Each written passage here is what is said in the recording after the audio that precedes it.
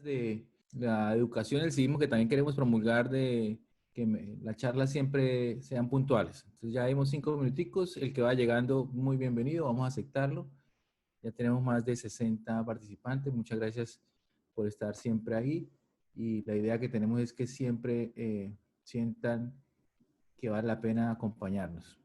Hoy tenemos un invitado de lujo, el doctor Luis Ernesto López, quien trabaja como cirujano general y gastroenterólogo. Es un especialista en cirugía gastrointestinal, en endoscopia digestiva, en laparoscopia, hace cirugía bariátrica, tiene un programa muy bien montado en la Clínica Foscal Internacional en la ciudad de Bucaramanga, hace cirugía mínimamente invasiva, ha sido una de las personas en las que he tenido yo apoyo para iniciar los programas de fetoscopia, cirugía intraútero a través de cámaras, por lo cual estoy muy agradecido, y hace también endoscopia digestiva.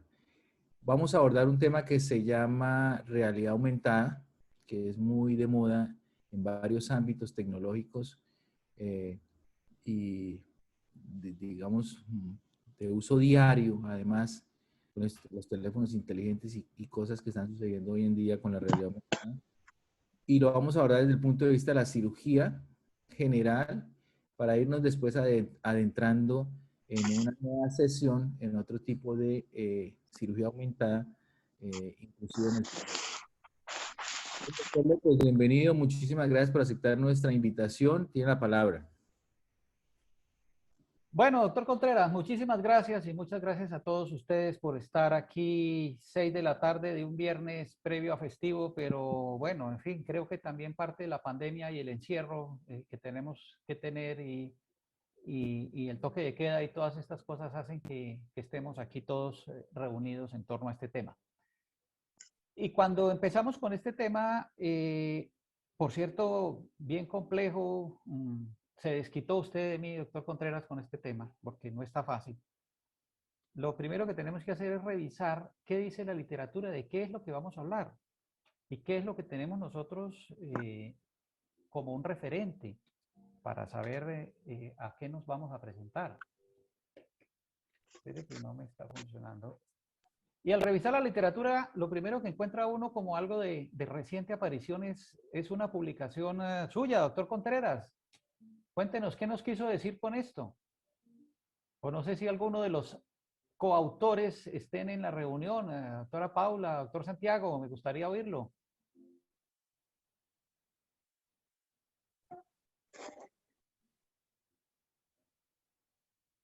¿Alguno de ustedes está? La doctora Navarro creo que está ahí.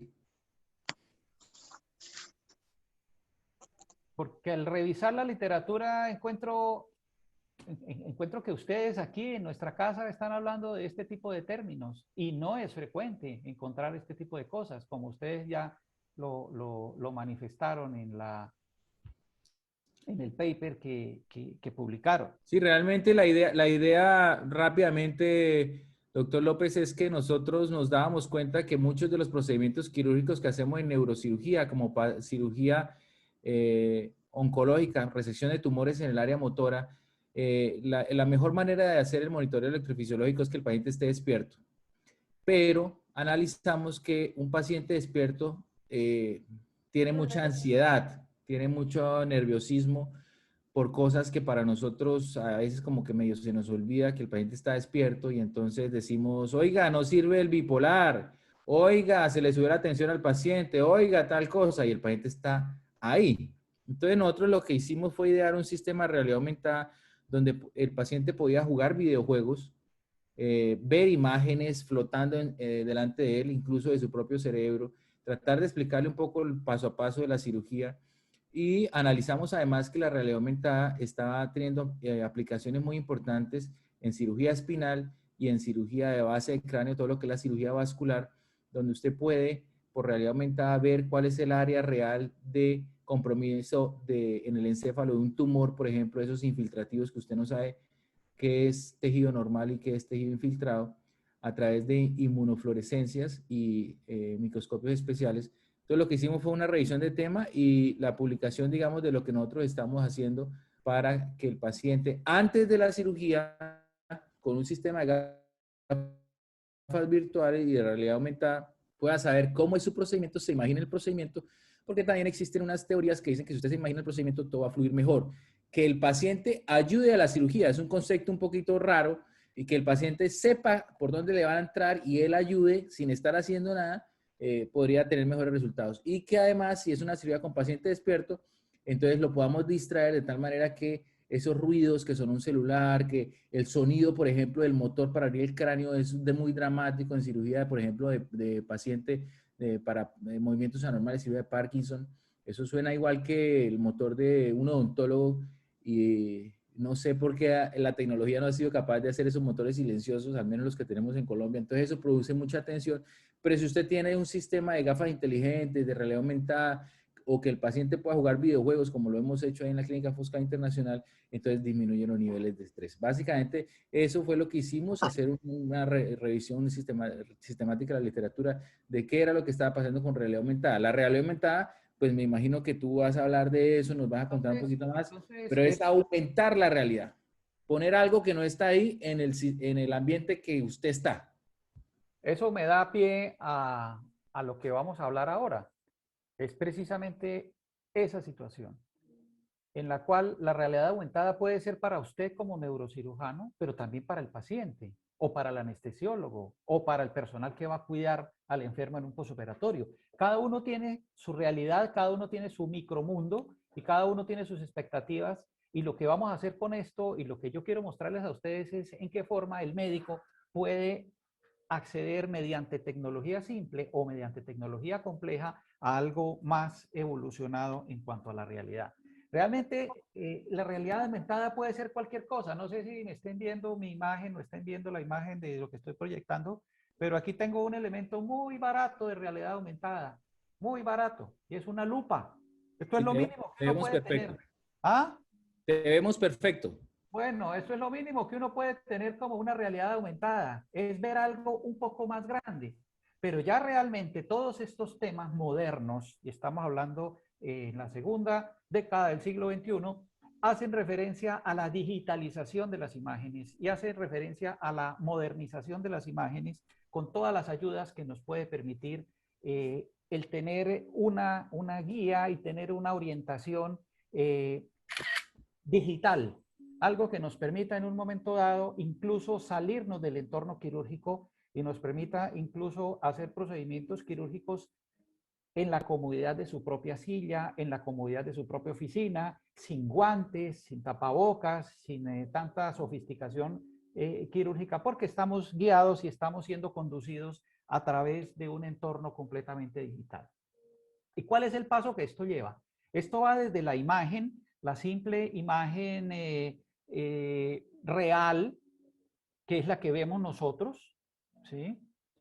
Con una mínima modificación que puede ser la de un instrumento óptico, ya les hice el ejemplo de una lupa, pero pueden ser unas gafas quirúrgicas, puede ser una magnificación que nos permita tener una mejor visión. Y si esta magnificación la podemos trabajar a través de la óptica, sabemos de los lentes, como los lentes de las cámaras, no de las cámaras digitales, estoy hablando de la magnificación óptica, que es muchísimo mejor que la magnificación digital, por lo menos no tiene contaminación visual que puede dar el pixelado de una imagen digital. Si tenemos esto, ya es una gran ayuda. Pero si esto lo llevamos a una transformación digital en la cual podamos hacer modificación incluso del espectro de luz, y sabemos que algunos tejidos, la hemoglobina, por ejemplo, algunos tejidos humanos, los tejidos tumorales, los tejidos que tengan alguna transformación, la composición del glucógeno de los tejidos puede hacer que capten mejor algunos de los márgenes del espectro de luz. De pronto al final de la charla, si tengo oportunidad de pedir ayuda, si el doctor Contreras me permite solicitar la ayuda de algún técnico científico que me pueda ayudar desde el punto de vista de la ingeniería, sería muchísimo mejor entender esto, ¿sí?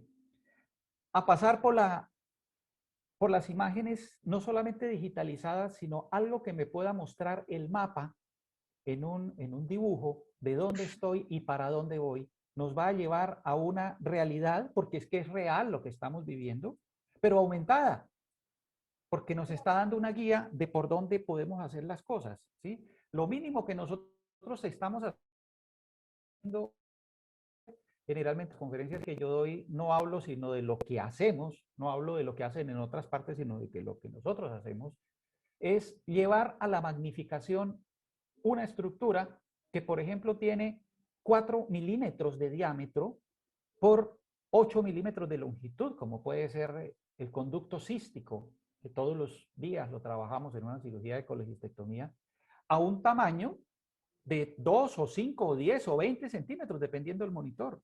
Y es la misma microestructura que la estamos nosotros aumentando, con cosas tan elementales como la óptica común y corriente, entre otras cosas, lo que se dediquen a cirugía, desde ya les estoy tratando de sugerir que el primer elemento que ustedes tienen que comprar es un magnificador óptico de cualquier referencia. A ver mejor, porque al ver mejor podemos pasar de lo macro a lo micro y tener una estructura mucho más profunda, hasta llegar a los grandes equipos con grandes tecnologías, gran tamaño.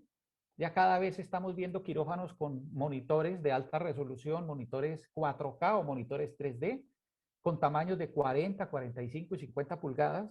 Y si una analogía es que si nosotros en la casa vemos la televisión y vemos el YouTube en unos monitores de una gran cantidad de pulgadas, ¿por qué no lo podemos hacer en el trabajo si vamos a trabajar muchísimo mejor? Obviamente que con todas las condiciones de seguridad. Estos son algunos de los elementos que tenemos acá en nuestra clínica. En estos días estamos utilizando unos equipos de altísima resolución 4K, con unas ayudas tecnológicas fantásticas, que nos permite manejar la luz en una forma muchísimo más precisa. Una de las grandes limitaciones que tuvo los albores de la cirugía laparoscópica y endoscópica era cómo llevar la luz. Cómo llevar la luz al interior de la cavidad, cómo llevar la luz al interior de un vaso, de una víscera, etcétera, y que esta luz no hiciera los daños propios de la luz, porque la luz al fin y al cabo es energía, y la energía pues quema, produce evaporación de líquidos, produce daños, indudablemente daños térmicos, y cómo hacer que esta luz sea de altísima calidad, con un adecuado balance de luces, etcétera, y sin generar daños. Igualmente, cómo cambiar nuestro ojo por un ojo electrónico y cómo pedirle a este ojo electrónico mejor resultado en un momento dado, ¿sí? A través de otros elementos. Necesitamos llevar esa luz a través de otros elementos, y los mejores elementos definitivamente son los elementos de fibra óptica. Cada vez tenemos mejor tecnología en la conducción de esta fibra, y cada vez tenemos mejores equipos en los cuales podemos integrar una cámara en la punta de los equipos, una cámara de altísima resolución. Y cuando hablamos de alta resolución, resulta que no debemos pensar simplemente en los equipos médicos. Podemos ver simplemente qué es nuestro teléfono y cuál es la cámara que tenemos nosotros en nuestro teléfono. Son cámaras de altísima resolución, cada vez muchísimo mejores, cada vez más tecnológicas. Y esto es lo que tenemos nosotros que llevar. Así como ya no tenemos el Nokia 2121, sino tenemos el Apple 12 o cualquiera de las referencias de última generación, lo mismo pienso yo que debemos hacer nosotros en nuestros quirófanos, e ir evolucionando con lo que nos ofrece la tecnología. Y una de las grandes dificultades, que no la tiene nuestro ojo, pero sí la tienen los equipos electrónicos, es el manejo de la luz en los contrastes. Aquí hay una situación muy importante, que de pronto pues ustedes, los neurólogos, doctor Contreras, y los neurocirujanos nos van a entender muchísimo mejor este concepto que tenemos cada vez mejor en los equipos electrónicos, y es el manejo de la cantidad de luz por unidad en un momento, y lo que esto implica realmente en una cosa bastante interesante que no sabemos muy bien los médicos y los cirujanos, pero que debemos ahondarnos en el estudio de estas situaciones, y es la profundidad de campo.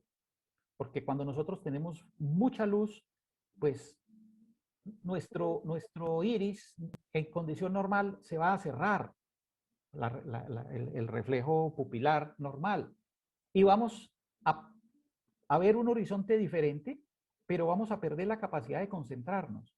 Si nosotros en cirugía logramos tener nuestra pupila más dilatada, si nosotros en cirugía logramos tener una concentración más precisa y más efectiva del lugar donde estamos trabajando, vamos a tener menor distracción y nuestro ojo va a estar un poco más atento y más definido. Eso en nuestro ojo humano, pero lo podemos definir en el ojo del equipo de video con el que estemos nosotros trabajando para evitar este tipo de distracciones precisamente y concentrarnos única y exclusivamente en el segmento visceral en el que estamos trabajando. Esto es una cosa maravillosa que nos permite la tecnología, desenfocar Un realmente. dato interesante lo que estás diciendo, doctor López. A ver, cuénteme. Si te pongo varias fotos de mujeres Sí. eh, y te digo, bueno, a una audiencia que escojan la más bonita, sin importar la raza, siempre van a escoger la misma, porque en la foto, que es una de las cosas que vamos a publicar en un libro que estoy haciendo sobre genialidad y creatividad, una de las mujeres tiene la pupila más grande. Bueno, La gente, o sea, no se da cuenta de eso, pero todas escogen lo mismo.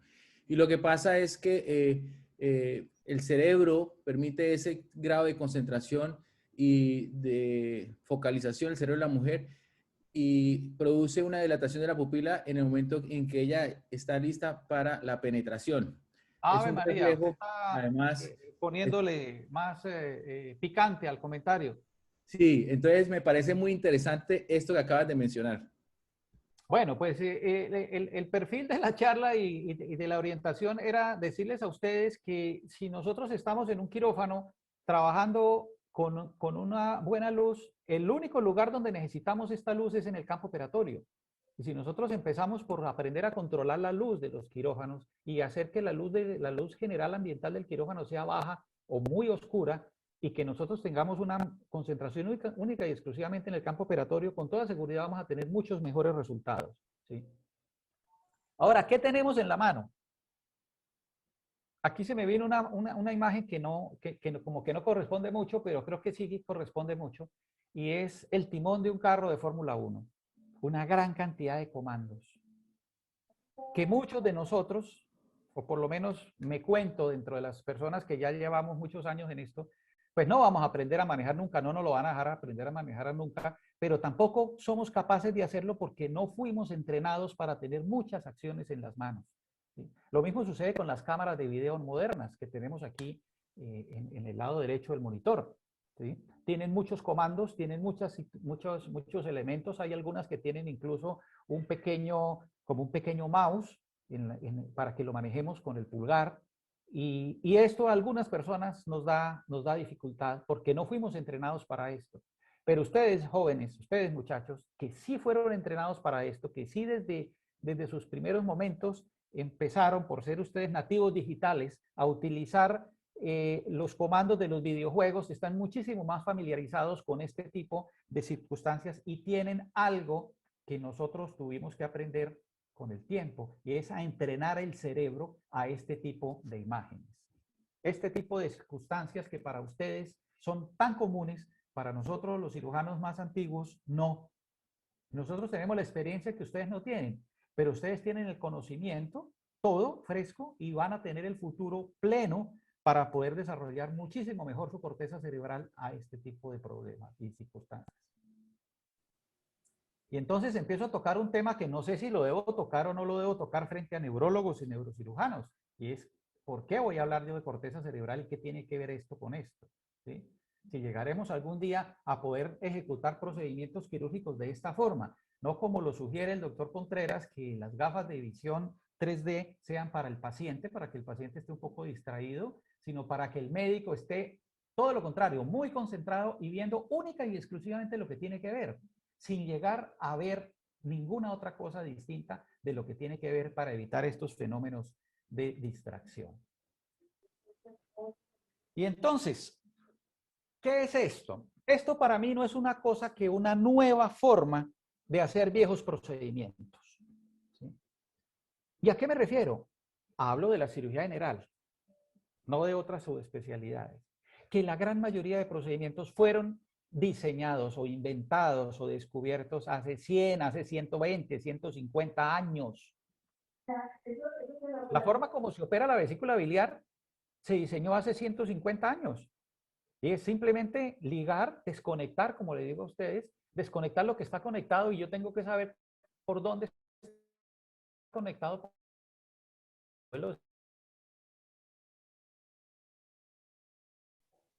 ¿Sí? Y yo digo que el cirujano convencional aprende a mirar con el tacto. Y uno introduce la mano y uno dice, esto está inflamado, esto está grueso, aquí parece que hay un cálculo, aquí siento un tumor. ¿Sí? Aprende uno a mirar con el tacto. Mientras que la posibilidad de tener una vista video asistida le permite a uno aprender a tocar con la mirada. Estar mirando una estructura e imaginarse varias situaciones, como por ejemplo, imaginarse la textura, imaginarse la forma, imaginarse hasta el tamaño, porque el tamaño nos cambia. Nosotros tenemos que adaptarnos, adaptar la corteza cerebral, adaptar la vista a las nuevas cosas que estamos viendo y compararlas con el entorno. Les hacía el ejemplo de un conducto cístico de 15 o 20 centímetros de largo por 5 centímetros de ancho. Y es simplemente el mismo de pocos milímetros, pero magnificado. Yo pienso que igual sucede cuando ustedes colocan un sistema de video con posibilidad de aumento de tamaño para clipar un aneurisma o no sé cómo comparar este tipo de cuestiones. Nos mostraba usted, doctor Contreras, hace unos días un abordaje de fosa posterior para llegar a la base del cráneo a controlar un caso de una neuralgia muy difícil y se veía espectacularmente esas imágenes a través de los microscopios electrónicos, cómo podían ustedes llegar en una forma videoasistida a una imagen real, porque la imagen es real y el manejo que ustedes están dando es real, pero es magnificada y es modulada por la tecnología. Entonces me da a pensar cómo es nuestra actividad y cómo es nuestra acción también en la corteza cerebral motora. Porque cuando nosotros empezamos a prolongar, a utilizar un instrumento, cualquier instrumento que nosotros empecemos a utilizar que sea un poco más largo en nuestra mano, para mí no es otra cosa que una prolongación de la corteza cerebral. Y entre más largo sea el instrumento, va a ser más difícil de manejar. Y cuando nosotros manejamos instrumentos de cirugía de 20 o 30 o hasta 45 centímetros de longitud, estamos prolongando la corteza cerebral y necesitamos tener un mejor contacto para que la transmisión de esa información nos llegue al cerebro de una forma más precisa y más segura y podamos dominar mejor. ¿Sí? Les recuerdo, el homúnculo de la parte motora tiene una gran representación en la mano. Y esa representación de la mano domina indudablemente la parte del pulgar y la parte opositora. Pues nosotros cuando cogemos unas pinzas, y es algo que le corrijo a los residentes, hay que cogerla completa, hay que tenerla completa, toda en la mano. Y ojalá que esta parte sea la parte que más entra en contacto con la pinza, para que nosotros y nuestra corteza cerebral entienda y se comunique. No sé, se me olvidó si fue que algún día me aprendí cómo se llaman esas fibras, doctor Contreras, usted nos recordará ahora, pero que se comunique también con la corteza motora para que empecemos a entender una nueva realidad, una realidad que está y existe, pero la estamos viendo con una nueva dimensión. Y es que lo otro que perdemos es la dimensionalidad, la tridimensionalidad, y nos toca trabajar en bidimensionalidad. Eso implica la necesidad de reeducar la corteza cerebral. Por eso cuando empezamos estos cursos, que tal vez de pronto podamos en otra charla hablar de cómo hace una persona que hace cirugía convencional para hacer cirugía de esta videoasistida, cómo tenemos que reeducar la corteza cerebral, y eso lo vimos cuando empezamos a hacer la cirugía de las fetoscopias. No sé si recuerde, doctor Contreras, que empezamos a hacer jueguitos, empezamos a trabajar primero con las manos, después con pinzas sin video y luego pasamos al video y posteriormente pasamos a la manipulación de elementos viscerales propiamente dichos. Yo nunca le recomiendo a ninguna persona que esté empezando con esto que de entrada se lance a hacerlo con modelos biológicos, porque vamos a tener choques, vamos a tener choques y vamos a tener disgustos, porque las cosas al principio no salen tan fácilmente. Hasta llegar a esto, estos son Importante, las... ¿Ah? si quieres, das deja ver la anterior, por favor, qué pena. Para que nos entiendan, este tipo de pinzas que están ahí, el doctor dice que hay que manejarlas como una prolongación de la corteza. A lo que el doctor López se refiere es que inicialmente, para aprender a manejar estas pinzas, lo que se recomienda es hacer nudos solo con los dedos y posteriormente sí empezar a usar las pinzas, pero en una superficie y luego sí en una cavidad. ¿Es correcto, profesor? Claro, y por último con video, porque es que necesitamos ir paulatinamente educando nuestra corteza para este tipo de acciones. Esto es otra cosa diferente. Aquí estoy en uno de los múltiples momentos y eventos de entrenamientos. Esto es con gafas 3D. Y hay equipos 3D y hemos tenido la oportunidad de utilizar equipos 3D para tener una profundidad mejor, ¿sí? Son equipos costosos, no hay mucha disponibilidad de estos equipos en nuestros hospitales en Colombia y son procedimientos difíciles, muy difíciles de ejecutar desde el punto de vista de que generan la necesidad de acostumbrarse de parte del médico a este tipo de cosas. Llevamos 20 años haciendo cirugía en 2 planos y vamos a pasar a 3D y primero tenemos que reeducar la corteza. Segundo, lo único que vemos en 3D es el monitor, lo demás lo vemos completamente desenfocado. Entonces, el médico se marea en este tipo de acciones y solamente el personal que tenga sus gafas y sus ópticas puede hacer esto. Los que no lo tengan, pues no van a ver qué es lo que se está haciendo. Me refiero al personal de salas, el personal que no sea quirúrgico, anestesia, etcétera. Lo que van a ver es un montón de cosas que no tienen mucho sentido. Esta es una tecnología, nosotros no tenemos esta tecnología 3D acá en nuestros quirófanos, pero tenemos la tecnología 4K, que es, o la estamos utilizando por estos días, que es muchísimo mejor en cuanto a calidad, pero es una imagen que es completamente falsa, diría yo, desde los colores y etcétera, porque es una óptica, una imagen completamente digitalizada. Esta es una de las torres, esto es acá en nuestro hospital, esto es en estos días. Y a esto es a lo que llegaremos algún día de estos.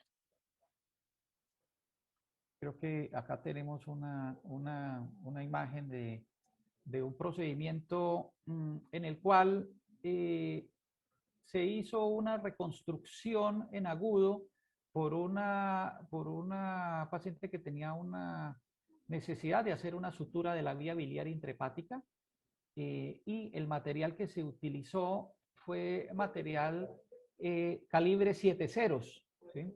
Estos son verdaderos retos porque cuando está uno haciendo cirugía con este tipo de elementos como calibre 7 ceros, uno de solamente tratar de ver el hilo a ojo desnudo, pues no lo va a ver bien y va a tener dificultades.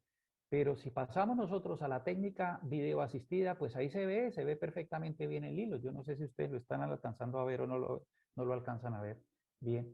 Pero lo puede uno magnificar, lo puede uno manipular, puede uno hacer el nudo, puede uno hacer todas las maniobras y las acciones que puede hacer. Simplemente no le cuente a su cerebro que usted está manejando un 7 ceros o un 8 ceros. No le cuente a su cerebro. Manéjelo, véalo. Y en la paroscopia o en cirugía, en neurocirugía o en lo que sea, lo que se pueda ver, se puede hacer. Ahí es que simplemente tratar de que se puedan ver las cosas que queremos y en esa forma lo vamos a poder realizar. Profesor, explíquenos un poquito este abordaje que nos está mostrando ahí. Supongo que es un abordaje percutáneo, es decir, usted inserta unos trócares a través de la piel. Esos trócares está haciendo 3 puertos, 2 puertos. Creo que acá son 3 puertos, son 3 puertos en el abdomen. Un puerto tiene la imagen, que ese no lo estamos viendo, ese es el que nos está mostrando la imagen, es una imagen central. Y los otros 2 puertos tienen uno la mano derecha del cirujano y otro la mano izquierda del cirujano. Definitivamente para hacer estos procedimientos de cirugía avanzada, de cirugía videoasistida avanzada, el cirujano debe introducir sus dos manos. Nada hacemos nosotros con una sola mano. Yo creo que firmar un papel será lo único, y ni siquiera con una sola mano, porque con la otra tenemos el papel. Siempre tenemos que tener esto, que es la triangulación. Ojos, mano, mano. Eso. Si nosotros en otros momentos de la vida, y vemos en otro tipo de algunos cirujanos y en algunas especialidades que trabajan solamente con una mano y la otra mano la lleva el ayudante. Yo creo que se necesita una extremada coordinación entre cirujano y ayudante para poder hacer esto. Y no es efectivo. Definitivamente no hay como tener uno las dos manos y actuar con las dos manos, ¿sí? Esto es lo que se está haciendo ahí, mano derecha, mano izquierda y nada más, ¿sí? Si se necesita separación, pues podemos hacer la separación a través de otro puerto, pero realmente esto es lo que se hace ahí. Hacer los nudos, obviamente que esto no, ahí no estamos mostrando toda la técnica, ni estamos mostrando los orificios, pero es lo que se suele hacer. ¿Cómo nos puede ayudar la imagen? ¿De qué otra forma nos puede ayudar la imagen? ¿Sí? Aquí hay otro tema que es muy interesante, y es el tema relacionado con la parte del cambio de luz, cambio de fuente y cambio de profundidad y cambio del espectro de la luz para hacer visibles las cosas que son menos visibles. La cromoendoscopia hace parte de la endoscopia digestiva que se hace. Antes se hacía colocando algunos colorantes básicos que la mucosa los puede captar de una forma mejor desde el punto de vista de su fisiología, como el Lugol, el yodo que se utiliza en el esófago, o algunos colorantes básicos como el azul de metileno, que lo utilizamos en algunas tinciones del estómago. Pero la tecnología nos trae este tipo de acciones en los cuales nosotros podemos, dado el cambio del espectro de luz, ¿sí?, ver cómo algo que potencialmente es poco visible, como un pólipo que está aquí en el lado A, si le empezamos a cambiar los espectros de luz a la luz verde o a la luz azul, vamos a ver cómo es muy notoria. Algo que era no visible se ve perfectamente visible con los diferentes cambios de luz, y nos da los márgenes, nos da los límites, e incluso podría no llegar a reemplazar, jamás llegar a reemplazar, pero sí ser un complemento de la imagen microscópica. Tener un microscopio en la punta de su elemento de trabajo operatorio. Eso nos permite, sobre todo cuando trabajamos en oncología, vean las imágenes de la E y la F, cómo se ve el espectro de los vasos que irrigan esta lesión. Y nos permite en un momento dado llegar a controlar el electrocauterio o lo que tengamos nosotros con mayor intensidad en la zona donde se ven esos vasos, o con menor intensidad en la zona donde no se ven esos vasos. Esto definitivamente es una realidad, y es una realidad aumentada. Y no solamente no es una realidad aumentada, sino que nos está dando la ganancia de ver más allá. La tecnología nos permite ver más allá de donde estamos viendo. Y esto existe, y lo tienen todos los equipos modernos de endoscopia digestiva, y también lo utilizamos en los quirófanos. Estos son muchos de las publicaciones que hay sobre la visión con verde de indocianina.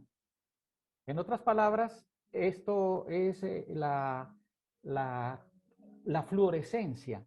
En este caso es una colangiofluorescencia que permite ver a través de los cambios de luz de las fuentes de luz modernas, nos permite ver lesiones, nos permite ver la vía biliar, nos permite ver mejor el hígado, permite ver muchísimo mejor la perfusión intestinal cuando se van a hacer resecciones intestinales o cuando se van a hacer anastomosis de vísceras de difícil perfusión, como sucede en el esófago, por ejemplo, o en el recto.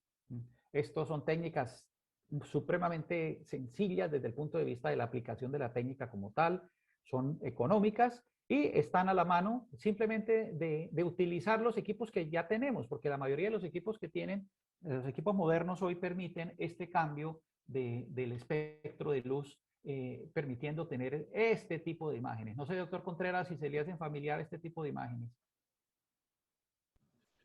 Pues fácilmente eso podría corresponder a la cisura de Silvio y probablemente la división de la arteria cerebral media y las... ¿Ustedes han utilizado estas técnicas de verde de indocianina en la perfusión cerebral? Sí, señor, existen varios microscopios que están llegando con estas técnicas de SAIS y de Laika, en donde se usa la indocianida, por ejemplo, en clipaje de aneurismas, en cirugía vascular, para saber que después de clipar el aneurisma, la arteria distal continúa con adecuada perfusión, o en casos de tumores infiltrantes del encéfalo también delimita el área donde hay neovascularización, entonces uno puede eh, predecir si ya sacó todo el tumor o si le queda algo de lesiones infiltrantes que son muy parecidas al encéfalo cuando son de bajo grado. Y es una realidad y está aumentada, ¿sí? Correcto. Bueno, seguimos. Estos son complementos. Usted me había dicho que comentáramos algo para dejar un poquitico abierta la imaginación a un futuro. Y es el manejo de otras técnicas. Han cambiado incluso los elementos de suturas. Estos son suturas, se llaman suturas barbadas. Hay diferentes técnicas en las cuales, simplemente lo menciono, que hacen mucho más fácil el procedimiento. Y es una sutura que no se devuelve, una sutura que se pasa y no hay necesidad de anudarla, porque al ajustar la sutura, ella se tranca, no se devuelve. Y cuando estamos hablando de microsuturas, estamos hablando de estructuras que no están a tensión. Una macrosutura, una sutura muy fuerte como la que podemos necesitar en la pared abdominal o en el cierre de una hernia o en el cierre de una laparotomía, incluso en el cierre de la gálea en una craniotomía, debe ser una sutura fuerte. Pero cuando estamos hablando de una sutura muy, muy delicada, como una mucosa esofágica, como una mucosa de una vía biliar, como una mucosa de una vía urinaria, o qué sé yo, no sé qué estructuras puedan ustedes tener, no es una sutura tensa. Al no ser una sutura tensa, no hay necesidad de hacerle fuerza, no hay necesidad de hacerle ninguna cosa especial, sino dejar un calibre 6, 7 u 8 ceros, simplemente afrontando los tejidos para que ellos cicatricen.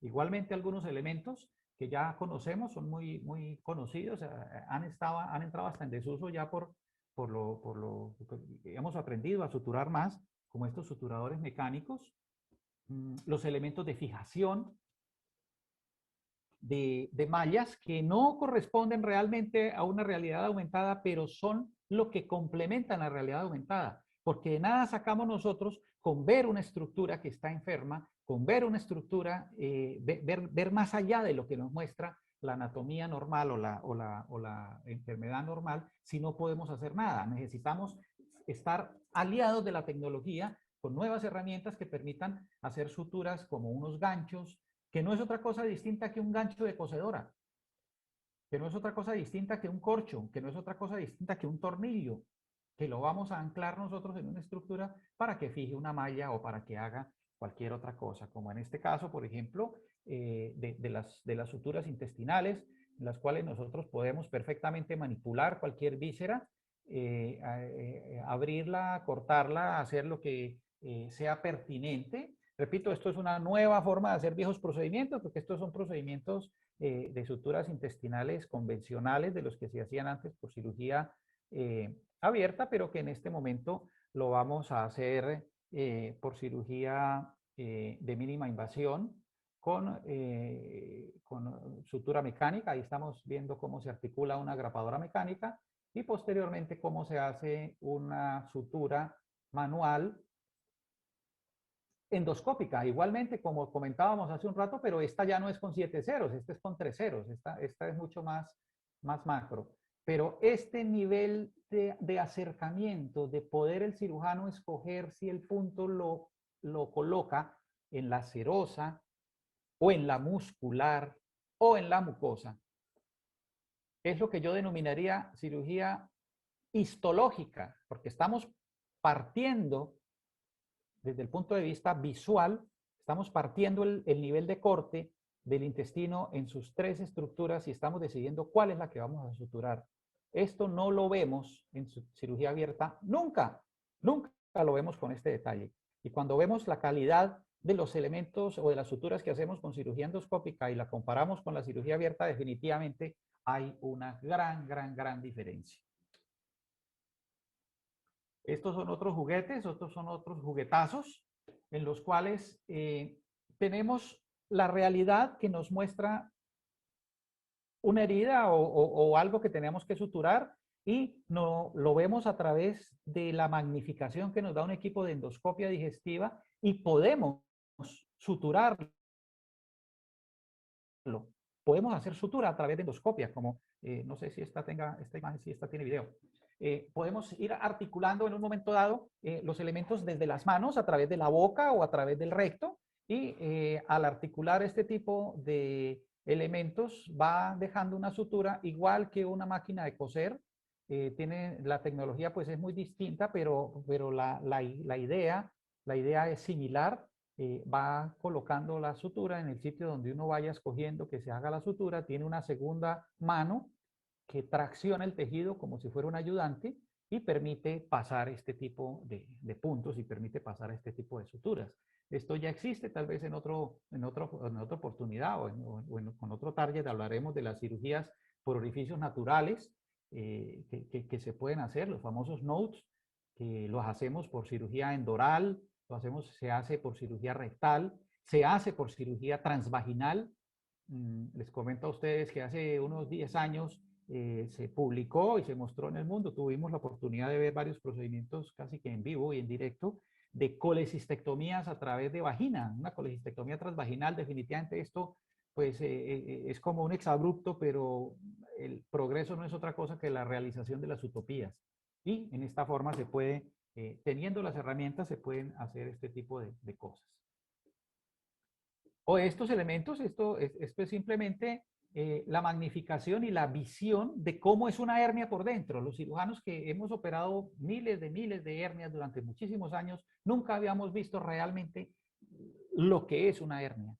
¿Qué es una hernia? Es un hueco, como lo estamos viendo en la imagen inferior izquierda. ¿Y qué le hacemos a un hueco? Lo tapamos, le colocamos un corcho o en este caso le colocamos una malla. ¿Sí? Y esto lo podemos hacer, esto es real, ¿sí? Pero no lo habíamos visto ni de este tamaño ni de esta magnitud. Y se nos presentan situaciones en las cuales, si evaluamos cuál es la mayor índice de probabilidad de complicaciones en una cirugía de hernia común y corriente, cualquier cirujano va a decir el sangrado, porque puede que le demos algún vaso. Y si ustedes ven en la parte inferior izquierda, el calibre de los vasos, la imagen, cómo vemos la capilaridad, esto no solamente lo permite una imagen de video de alta resolución, que nosotros veamos los capilares. Si nosotros vemos los capilares, los podemos evitar. Y si no los podemos evitar porque están en el campo operatorio, los podemos coagular. Pero si no los vemos, simplemente nos toca esperarnos a que nos llegue el hematoma o a que nos llegue la complicación. ¿Sí? Yo tengo por ahí un invitado, no sé si Felipe me le puedan dar imagen y me le puedan dar entrada. Felipe. Claro que Ya. sí. ¿Puedes intentar compartir pantalla, Felipe? Felipe López. Felipe López. Felipe Listo, López. ya lo hago coanfitrión para que pueda compartir. Muchas gracias. Listo. Hola. Hola, ¿cómo están? Hola. Una pequeña presentación, Felipe.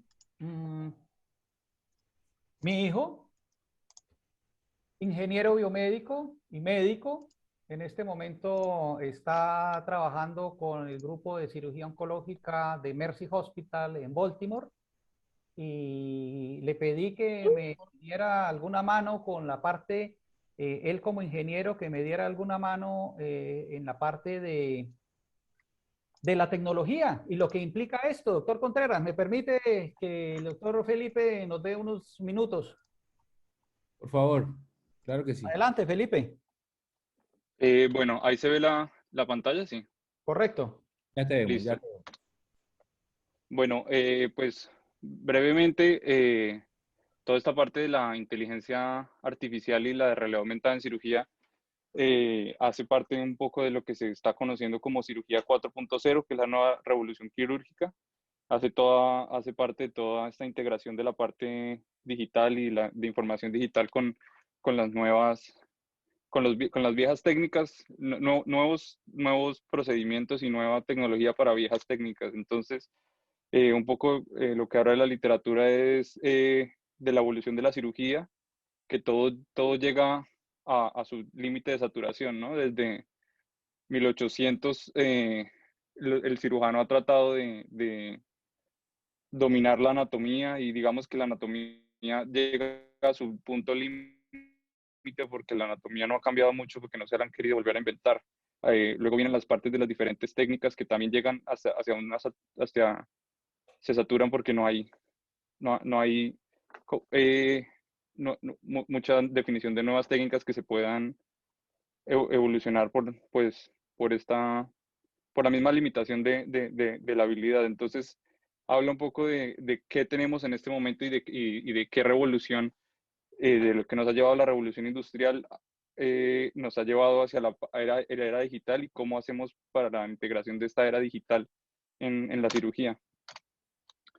Entonces, un poco de las revoluciones de la cirugía que van de la mano con la revolución industrial, la mecanización, la producción en masa, la automatización y ahora como bien la industria hace parte de la parte digital, la parte cibernética digital y de Internet de las cosas y inteligencia artificial, esto nos lleva a que la cirugía y el hospital va a tener esta misma revolución conocida como cirugía 4.0, hospital 4.0, en la cual un sistema inteligente va a recibir información en el tiempo correcto, en el momento correcto, para disminuir complicaciones y mejorar los procesos clínicos y el pronóstico y la evolución del paciente. Un poco de literatura habla de cómo la inteligencia artificial y más conocido como machine learning, esto nos lleva al diagnóstico de cáncer, diagnóstico de, de ciertas patologías por parte por parte de ayudas diagnósticas con radiología o con otros tipos de imágenes como en gastroenterología o incluso durante la laparoscopia con ayuda de lo que se conoce como redes neuronales, que es básicamente, ¿qué es una red neuronal? Es lo que se conoce como inteligencia artificial y cómo le enseñamos a las máquinas, cómo hacemos que la máquina aprenda de la misma forma que nosotros aprendemos, con mucha mayor eficiencia, dado pues que es una máquina. Entonces, pues son algoritmos un poco complejos, pero nos ayudan a definir sistemas de machine learning que pueden mejorar y anticipar resultados durante cirugía robótica. Y básicamente el sistema se alimenta de información capturada durante cirugía robótica, durante miles y miles de cirugías robóticas, y el sistema es capaz de coger toda esta información y predecir cuándo un movimiento puede generar una complicación, cuándo un movimiento puede generar un sangrado, cuándo un movimiento puede generar cualquier outcome no ideal para el paciente.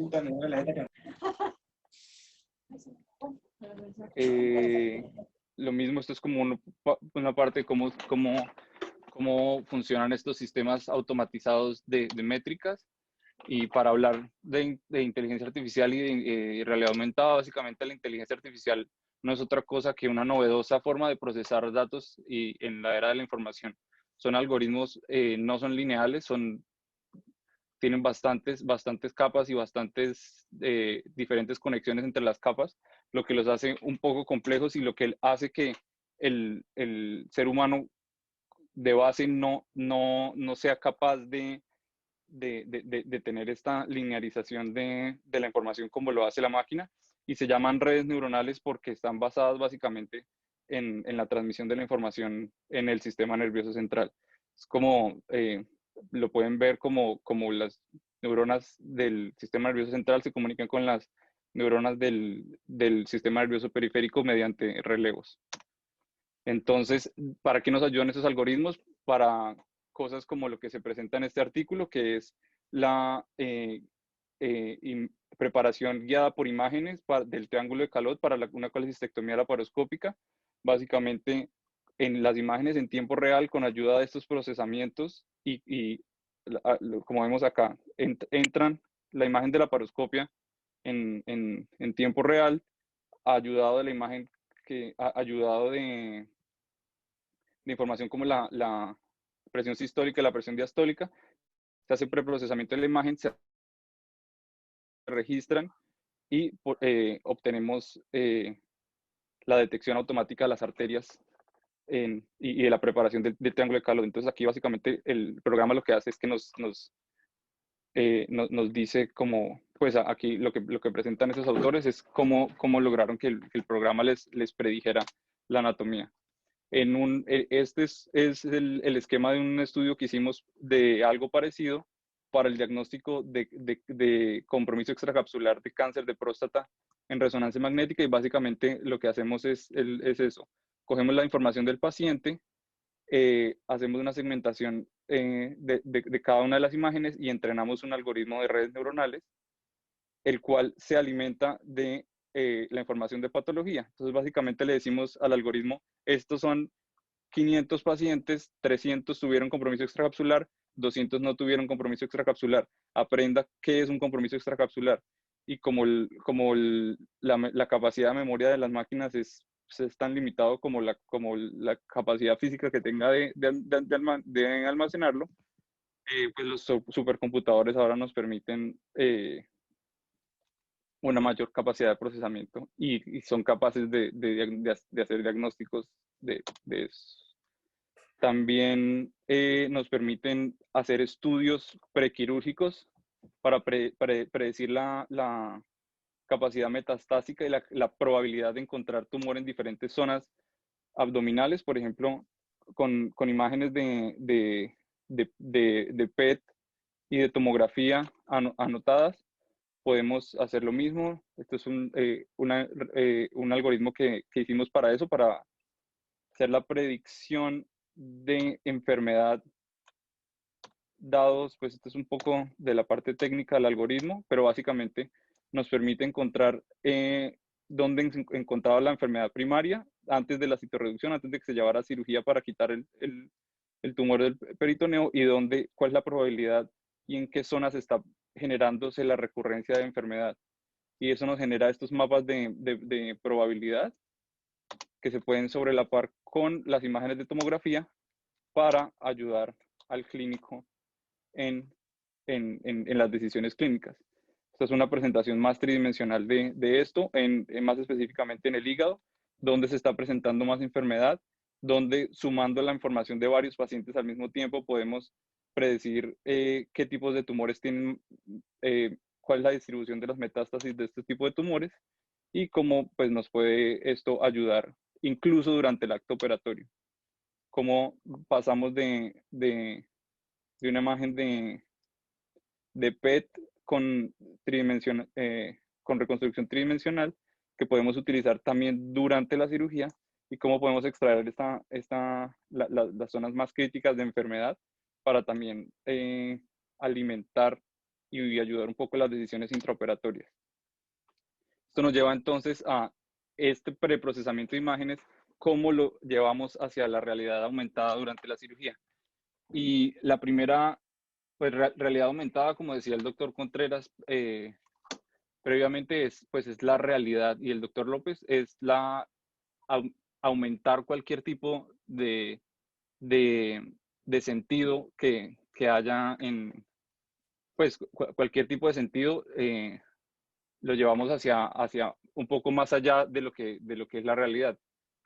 De ahí el nombre realidad aumentada. Este puede ser tanto auditorio, tanto gustatorio, olfatorio o táctil. Entonces, una de las partes importantes de la realidad aumentada, una de las revoluciones que se ha generado recientemente ha sido la de la cirugía robótica, pero el primer problema que tuvo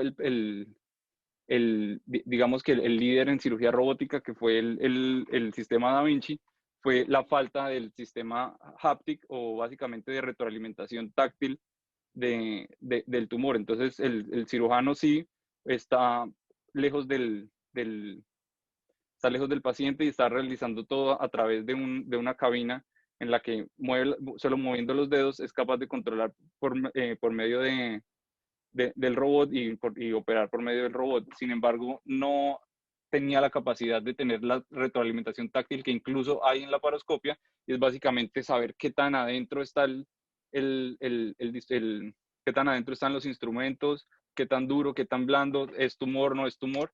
Y entonces, recientemente recibió aprobación de la FDA el sistema Senhance de Asensus Surgical, el cual permite esta retroalimentación haptic, y es el mismo, o sea, básicamente funciona igual que el haptic que da el celular, simplemente genera esa retroalimentación física de que estoy tocando algo, así incluso no esté tocando algo, es una retroalimentación digital, y es tal vez una de las mejores muestras de qué es realidad aumentada con el uso de la tecnología. Bueno, yo creo que esto está muy interesante, excelente presentación. No sé, doctor Contreras, si dejamos esto en aras del tiempo o continuamos, ¿qué dirá el auditorio? ¿Están agotados o seguimos? Sí, realmente abrimos los micrófonos si alguien quiere hacer un comentario, o saludar o decirnos su experiencia. Y lo que hacemos es que programamos una nueva charla para entrar más en detalle de la realidad aumentada, porque realmente es algo que está llegando. Nos falta hablar, por ejemplo, de la educación con realidad aumentada. A nosotros nos tocaba antes ir a la biblioteca a buscar un único libro que había y que ojalá nadie se lo hubiera llevado. Luego vino toda esta revolución del internet y nosotros estudiábamos anatomía en un libro, después aparecieron los cadáveres y ahora existen unos modelos tridimensionales con tejidos muy parecidos, pasando tejidos muy parecidos al tejido humano, en cerebro y en cavidades, etcétera, que están reemplazando los cadáveres. Entonces eso también será objeto de una charla. Yo creo que podemos parar por acá, pero sí me gustaría mucho, si hay alguien del auditorio que nos quiera comentar algo de su experiencia con realidad aumentada o con cirugía laparoscópica, o quiera hacer alguna pregunta. Ahí veo al doctor Ricardo Jurado, que es cirujano laparoscópico. Le está mandando un saludo al doctor López. Muy buenas noches. Muchas gracias, doctor López, por excelente presentación. Ese es nuestro día a día. La cirugía laparoscópica, como usted lo evidenció, lo expuso claramente, de cómo nosotros magnificamos nuestros tejidos y nos convertimos en una selectividad para evitar lesionar las vísceras adyacentes. Cada día, yo recuerdo hace 20 años, hace 15 años, perdón, cuando estábamos en clase, ver los trócares, las cámaras que teníamos y evidenciar los trócares que hoy tenemos, los lentes de 5 milímetros, los joysticks que tenemos en nuestras manos para poder hacer coagulación y aspiración, clipaje. Es un cambio en un determinado tiempo, pues muy poco, pues ha pasado muy poco tiempo y hoy el avance de la integración de la cirugía robótica y la inteligencia artificial, de cómo enseñarle a un sistema con todos los casos que uno puede tener, lo que nos falta por grabar eventualmente en cirugía laparoscópica para enseñarle al dispositivo y hacer que nuestra cirugía sea aún más precisa. Muy interesante también el doctor López, hijo, junior, muy interesante acerca de la integración de la tomografía con emisión de positrones para evidenciar estructuras con neovascularización en paciente oncológico. Bueno, esto es un tema muy apasionante y todos los días vemos que los pacientes nos enseñan Por ejemplo, también en lo que nos mostraba el doctor de la cirugía de la hernia, también es una gran innovación los nuevos dispositivos de fijación, las estructuras que se pueden malear con pues, las mallas, por ejemplo, las mallas autoadheribles, que ya no utilizamos tantos tackers o dispositivos de fijación que pueden producir dolor crónico. Bueno, esto es de bastante tiempo y sería muy interesante que hubiera un espacio para si es el caso, de poder complementar la presentación del profe López. En mi experiencia en las diferentes clínicas del área metropolitana, hemos podido aprender de los pacientes y de aprovechar la cirugía laparoscópica. Muchísimas gracias y que pasen buena noche. Un saludo muy especial a todos. Hombre, muy buen comentario y yo creo que sí, estamos en mora de continuar con este tipo de encuentros alrededor del conocimiento y alrededor del progreso. De todas maneras, pues aprovecho la oportunidad que nos da el doctor Contreras de contarles que también tenemos nuestro semillero de cirugía aquí en la Universidad Autónoma de Bucaramanga y estaremos muy pronto inaugurando nuestras sesiones de cirugía general, invitando al doctor Jurado indudablemente y a todos los que se nos quieran unir a seguir con este tipo de conversatorios. Yo creo que lo que estamos haciendo es futurología. Y en otros escenarios esto no es futuro, esto es un presente, pero para nosotros tenemos que seguir duro y tenemos que seguir pensando en hacer cada vez mejor las cosas, porque es el legado que nos ha dado la educación médica desde los tiempos más remotos.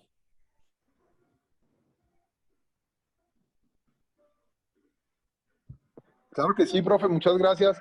Muchas gracias y es muy interesante. Sería chévere integrar. Hay un amigo que en estos momentos está trabajando con una empresa que se llama Arrow, que son una empresa que se encuentra en estos momentos en París y hemos estado haciendo pues como, y quería pues aquí ya al aire con el doctor López, con el doctor Contreras también, para evaluar qué podríamos realizar en cirugía para crear unos dispositivos para, pues, un aplicativo para aplicativos para mejorar el diagnóstico en pacientes que estén en áreas rurales. Y esto, integrar la visión y los casos que nosotros tenemos para implementarlos en el beneficio de los pacientes. Sería chévere. Él se llama Oscar Ramírez y él es un diseñador de esta empresa, ingeniero biomédico, diseñador de prótesis desarrollan prótesis basado en imágenes de resonancia y con eso, con datos específicos del paciente y de las fracturas para diseñar prótesis. Yo he tratado de tener contacto con él para evaluar cómo integrar la cirugía laparoscópica y sería muy importante y muy chévere poder integrarnos, profe. Claro, indudablemente. Todas estas cosas deben servir para eso.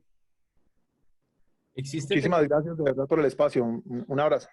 Lo que dices es muy importante, Ricardo, porque esta tecnología, por supuesto, no solamente existe para medicina, existe para en el ejército americano. Cada vez hay dispositivos más pequeños para espionaje, por ejemplo. Entonces es muy interesante el tema y muy profundo. Aquí quería mostrarles rápidamente un abordaje por fetoscopia, es decir, metiendo una cámara a lo que ustedes están viendo ahí, esa bolita que parece un balón. Es el útero de una mamá que está embarazada con un feto de 26 semanas. Se hace una cesárea, se expone el útero, ¿sí? Y no se abre, sino que se entra con unos trócares muy parecido al abordaje que hace el doctor, pero en tamaño más pequeño. Ahí ustedes están viendo un defecto que tiene el niño en su columna lumbosacra, que es un mielomeningocele. Aquí lo vemos más de frente. Esto es lo que la famosa plácoda. No cerraron bien las capas y las barras naturales de la columna. Colocamos un parche, hacemos unas capitas de músculo y de piel y suturamos con un Betalock, que fue una sutura que mostró el doctor López, de tal manera que queda cerrado y se introduce nuevamente el útero para que termine de madurar sus pulmones el bebé y continúe su embarazo. Esto ha demostrado que mejora el chance del niño de poder mover las piernas con un defecto tan importante como esto, revierte la hidrocefalia, la malformación de tipo Arnold-Chiari, que significa un descenso de las amígdalas cerebelosas por la hidrocefalia, por el quiste que tiene en la espalda, y mejora la función neurológica. De tal manera que estos bebés, cuando se hace el diagnóstico ecográfico a la semana 20, están moviendo las piernas, se ve que tiene un mielomeningocele y después la semana 27 muchos dejan de moverla.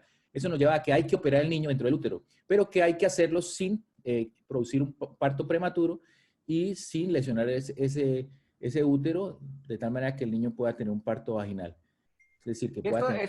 ¿Esto es en un futuro, doctor Contreras, o esto es en un presente, o esto fue en un pasado? Ubíquenos en el espacio, en el tiempo. Bueno, esto es un programa que estamos haciendo a nivel nacional con base en Barranquilla. Este es un paciente colombiano. Yo me formé en el Texas Children's Hospital con el doctor Miguel Parra para poder hacer este procedimiento. Tenemos un equipo de cirujanos fetoscopistas, el doctor Cristóbal Abello, el doctor Jesse Miranda. Y esto es un grupo que existe en Colombia donde hacemos esta cirugía para niños que son diagnosticados en la ecografía del trimestre de embarazo con mielomeningocele. Así que esta tecnología nosotros la hemos traído al país, parece realmente algo increíble. Para nosotros mismos es sorprendente que podamos hacer esto, es fantástico poder hacerlo y tener buenos resultados. Hemos tenido el primer niño que nació en Colombia por parto vaginal y a término con su defecto ya cerrado y cicatrizado y moviendo las piernas. Entonces, esto es una realidad. Yo tenía un profesor muy importante en neurocirugía, el doctor Evandro de Oliveira, que me decía, yo no puedo hacer la cirugía que hacía mi profesor, porque entonces estoy haciendo una cirugía hace 20, 30, 40, 50 años.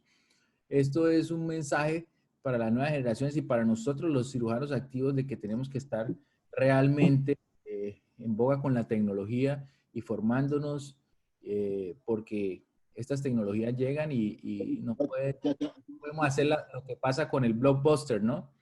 Que se quedó, entonces vino Netflix y lo sacó del mercado.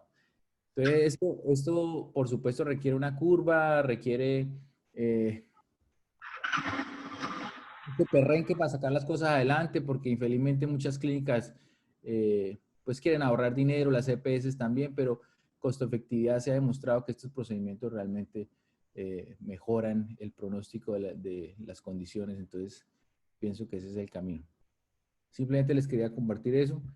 No sé si alguien quiera comentar algo más. Felipe, muchas gracias por tu colaboración. Felipe, ¿estás en este momento en Estados Unidos? Ahorita sí. ¿Dónde estás? Cuéntanos. En Baltimore, no, pues trabajando en investigación en cirugía oncológica en HIPEC, que es citorreducción con quimioterapia hipertérmica intraperitoneal. Fantástico. Bueno, ahí tenemos un contacto en Baltimore para los que quieran. A todos nos vemos, si no hay más comentarios, el próximo viernes. Hacemos esta reunión los viernes a las 6 de la tarde. Nos permite relajarnos en la noche del viernes, o sea, porque la reunión realmente dura una hora. Levantar la mano, a ver, yo voy a poner aquí. William, buenas noches. Hola, profesor Luis Carlos. Bueno, estuvo muy interesante la conferencia, la exposición. Me perdí una parte. Doctor Luis Carlos, déjeme presentarle. Doctor Cavit es un neurocirujano senior, yo diría que de los que han escrito la historia de la neurocirugía en el país, inventor además, que me alegra mucho que nos esté siguiendo porque es el creador de un marco de estereotaxia, el único marco de estereotaxia de origen colombiano, es decir, tiene capacidades de ingeniería y de artesanía, y además hizo muchos procedimientos por primera vez en el país, procedimientos de psicocirugía, procedimientos de trastornos de movimientos. Es una hoja de vida increíble, doctor, y su aporte ha sido además premiado y reconocido por la Asociación Colombiana de Neurocirugía Entonces es un orgullo y un placer que pueda estar en esta reunión, profesor. Bueno, no, muchas gracias. Me pareció muy interesante la conferencia, como te decía William, y estaba hablando con un residente. Para mí el tema no fue muy atractivo porque yo vi que era un gastroenterólogo el que hablaba, pero vi toda la exposición y el desarrollo. Y justo ahora estoy hablando con un residente y le decía, es que se necesita que los residentes ahora, los residentes se metan en esto. Y se metan es que también puedan desarrollar estas técnicas. Por lo que veo, no es muy difícil aplicarlas o entrarlas y divulgarlas. Y si no, pues nos van a llegar de otra parte. Y me gustaría que saber, supongo que esta conferencia está claro que grabada.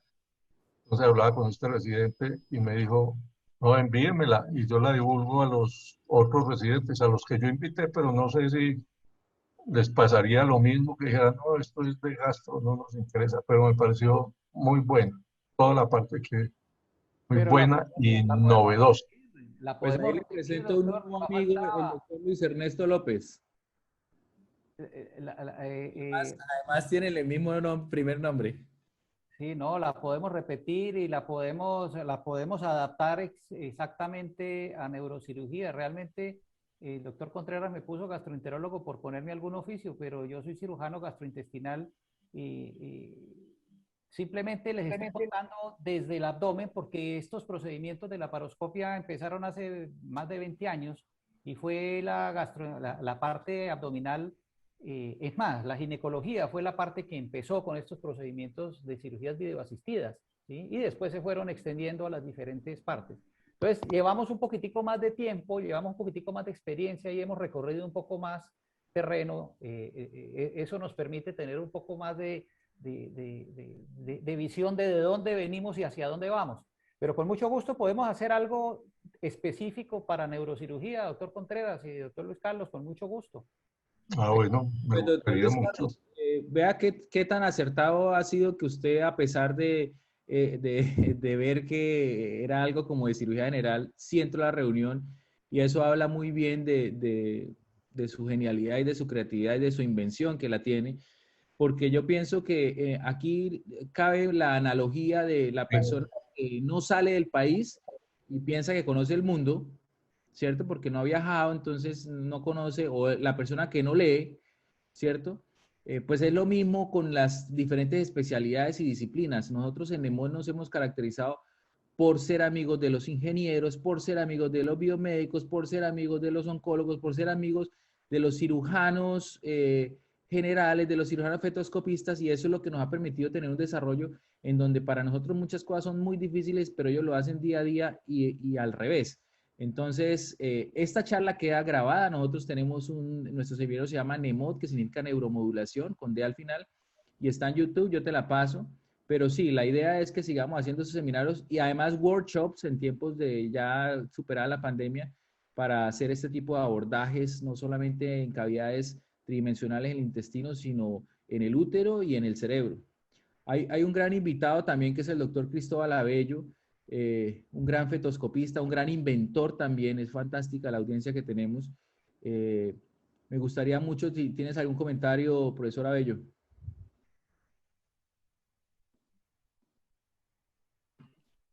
Buenas noches, no, excelentes charlas. Yo soy cirujano pediatra y cirujano pediátrico y neonatal y me inicié como cirujano endoscopista desde muy temprano, empezando la endoscopia en el mundo. Tanto la endoscopia digestiva de vía aérea y de vía urinaria, pero también la videocirugía. De tal manera, pues que he visto el crecimiento y la evolución de la cirugía general hacia la cirugía pediátrica y de la cirugía pediátrica a la neonatal. Y la neonatal le devuelve con creces también adelantos a la cirugía general con el tema de la miniaturización de los instrumentos quirúrgicos. De tal manera que uno de los grandes retos que tuve fue la cirugía neonatal. Obviamente, es un paso, una de las cercas o de las barandas o de las paredillas grandes que uno tiene para para volar en la laparoscopia. Entonces, cuando uno se vuela la barda de la cirugía neonatal, uno se da cuenta que tiene el mundo de la biocirugía en sus manos. ¿Por qué? Porque el trabajar en esas pequeñas cavidades y lograr hacer suturas y nudos, disecciones en cavidades tan pequeñas como si estuvieses trabajando entre una pelota de tenis, es fantástico. Y la cirugía con la magnificación, lo que ustedes han mostrado, y con los nuevos equipos ahora, con los monitores 4K y 8K y con las cámaras estas nuevas de Stryker, de Storester, ¿no? Entonces, y lo que mostraba acá también del juego de colores, del verde indocianina, ya lo estamos usando en las atresias esofágicas para ver la habilidad de esa y reducir los posibles leaks. En fin, también la anastomosis de vía biliar, pues nosotros operamos quistes de colédoco, operamos las atresia de vía biliares por videolaparoscopia, y la cirugía colorectal también, los descensos abdominoperineales, la enfermedad de Hirschsprung para el tratamiento de Hirschsprung, de las malformaciones anorrectales, en fin, una infinidad de procedimientos que hacemos hoy día. Por toracoscopia también, las hernias diafragmáticas con una malla, por ahí tengo un diseño que inventé con una patente de un grupo de Cincinnati, con el que desarrollamos una malla autoexpandible para corregir las hernias diafragmáticas. Y bueno, hay muchas cosas que nos hemos intronizado nosotros en los avances de la cirugía laparoscópica, y hoy día estamos proponiendo cosas para mejorar el desempeño de los cirujanos, para mejorar la precisión de los movimientos, para mejorar la ergonomía de uno. Yo estoy dando con una cervicitis crónica, digamos, ahí por el tema de que los monitores de videocirugía los ponen a unas alturas que, te digo yo, que son como para gringos, ¿no? Porque ponen a 2 metros de altura y uno tiene que tener un monitor a la altura de la frente, el borde superior del monitor. Y bueno, y descubrí que podríamos operar sentados los neonatos, y por ahí tengo un invento del quirófano neonatal que estoy desarrollando. Por ahí le mostré a William algunos abrebocas sobre el tema. Y la idea es a ese quirófano neonatal, que no tiene que ser un quirófano dedicado, sino que se adapta rápidamente al quirófano neonatal. Podemos meterle lo que hablaba ahorita, la Internet de las cosas, y posiblemente también la inteligencia artificial.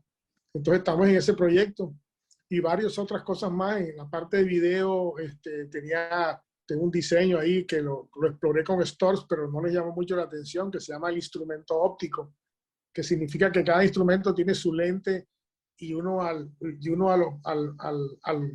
enfocar el objetivo se convierte inmediatamente en binocular y se obtiene profundidad. Bueno, pero eso fue un esbozo que el grupo de Store pues no me copió. En fin, y otra serie de cosas que tengo, un instrumento para explorar esófago y tráquea. En fin, hay muchas cosas que estamos trabajando y que hemos adelantado realmente.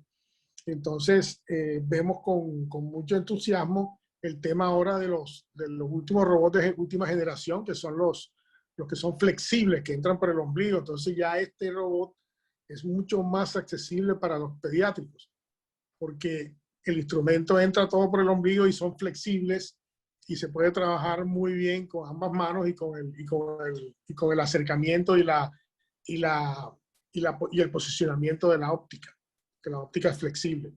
Entonces todo esto va trayendo cada día más facilidad para operar estos procedimientos por vía mínima invasión, con el uso también de la profundidad, ¿no? De la profundidad, que es fundamental, porque no es lo mismo hacer suturas en 2 planos, y los que han hecho suturas en mínima invasión, en neonatos, por ejemplo, una anastomosis esofágica, una anastomosis de vía biliar en un neonato, en un quiste de colédoco, pues verán ustedes que es muy demandante de habilidades y de precisión en esos. Entonces la tercera dimensión sería fantástico poder aplicarla en estos casos, porque nos facilitaría mucho y nos acortaría inclusive los tiempos quirúrgicos. En fin, vi que la charla de todos concluye, o sea, reúne muchos aspectos de lo que nosotros hacemos hoy día. Lo que hablaban del Notes, yo hace muchos años estoy haciendo pseudoquistes de páncreas por vía endoscópica, estamos haciendo web duodenales, diafragmas duodenales, bueno, la gastrostomía sí, todas las polipectomías, dilataciones de cualquier parte del tubo digestivo, en fin, muchos procedimientos. Todavía creo que nos falta miniaturización de los endoscopios, por ejemplo, el endosonógrafo para poder hacer procedimientos ecoguiados en neonatos, en niños pequeños, o por ejemplo también procedimientos endoscópicos con estos equipos ya de doble canal endoscópico, que se puede hacer cirugía endoluminal con ese endostitch que mostró el doctor también, que bueno, son aparatos muy gruesos y todavía están lejos de poder usarlos de pronto en niños menores de 8 años, menores de... Entonces, me gustó mucho la charla, los participantes, el abrebocas hacia el futuro de la cirugía y de toda la tecnología que es la que va a llevar en últimas al avance y al mejoramiento de la calidad de los procedimientos que nosotros hacemos. Muchas gracias, doctor Abello. Estará usted invitado para mostrarnos todas sus contribuciones también. El doctor Felipe Mejía, quien es el presidente de la Asociación Colombiana de Dolor, quiere decirnos algo. Bienvenido, Felipe. Muchas gracias, mi doctor William Omar. Al doctor Luis Ernesto López, para mí es un gusto, un maestro, un ejemplo a seguir. De verdad, felicitarlos. Y esto resalta la importancia de, digamos, de empezar a hacer la terapia mínimamente invasiva. Eso es lo que está marcando la diferencia. Esa es la invitación a que podamos hacer procedimientos seguros. Un adecuado entrenamiento, un muy buen escenario de entrenamiento permite muy buenos resultados y eso es lo que se ve. El éxito que ustedes han tenido no se debe sino simplemente a eso. Entonces, yo simplemente los quiero felicitar. De verdad es un centro de excelencia, William. De verdad, muchas gracias. Y considerar las terapias mínimamente invasivas es lo que definitivamente va a cambiar el pronóstico, tanto en recuperación del paciente, en ofrecer lo mejor para él de la mejor manera también. Y es la invitación a que podamos continuar por este camino y seguir, y ojalá podamos consolidar un centro de entrenamiento como debe ser, para que cada vez más personas puedan participar de él y se beneficien los pacientes finalmente de los buenos resultados. No es nada más que eso. Doctor Luis Ernesto López, por acá veo también a grandes amigos, Ricardo Jurado, un gran abrazo también y felicitarlos de antemano. Buenas noches. Profesor López, ¿qué le parece este instrumento para estirar la corteza motora? Ah, genial. Sí, pero hay que ponerle algo. Hay que ponerle algo. Fantástico. Bueno, espero que esta noche todo el mundo pida un sushi para entrenar su corteza motora. Eso es, correcto. Correcto. Hay que prolongar la corteza, no solamente la motora, todos. Y es una buena práctica para las personas que hacen laparoscopia. Y fue una parte del entrenamiento que hace muchos años tuvimos, fue precisamente empezar a manejar palitos chinos y otras cosas más largas, jugar golf o jugar billar, lo que quieran. Lady, ¿tiene la palabra?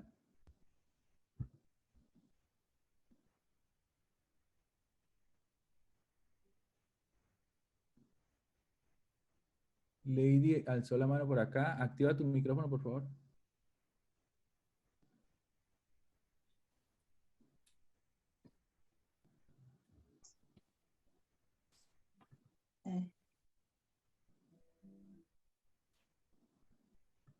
Lady, ¿me oyes?